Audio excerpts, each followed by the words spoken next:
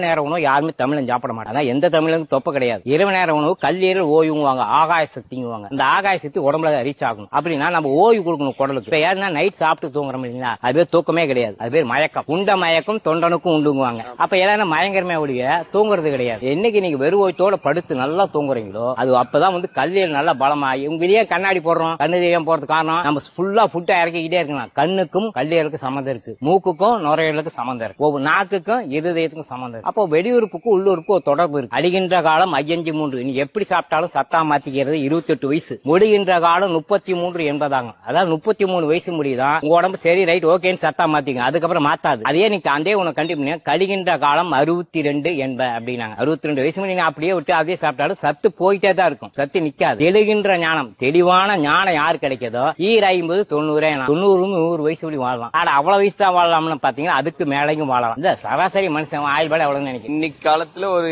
65 இருந்து 70 75 80 அப்படி கிடையாது. மனிதனோட ஆயுள் பாடு 300 வருஷம். டாக்குமெண்ட் நேச்சுரோபதியில போனீங்கன்னா ஒருத்தர் வயசுக்கு வர்றது 20 மாசம். 20 மாசம் நீங்க பெருக்கி போட்டீங்கன்னா அதுதான் அவனோட ஆயுள் பாலம். நம்ம வெட்டைய மருந்து மாத்திரை இது எல்லாமே டீ காப்பி எல்லாம் சாப்பிட உடம்பு நரம்பு தளர்ச்சி வந்துடும். ஆட்டோமேட்டிக் 60 வயசுக்கு மேல 40 வயசுக்கு மேல படிக்கட்டு ஏற முடியாது, இறங்க முடியாது, பயப்படுறாங்க. காரணம் எலும்பு நரம்பு தேய்மானம் ஆகுது. அப்ப எலும்பு நரம்பு தேய்மானத்துக்காக முதல்ல இந்த டீ காப்பி. அதுக்கு முன்னாடி நம்ம நாட்டு என்ன சாப்பிட்டாங்கன்னா சுக்கு காப்பி, ஆவாரம் பூ, செம்பருத்தி பூட்டு, இது மாதிரி மூலிகை வச்சுதான் நம்ம டீ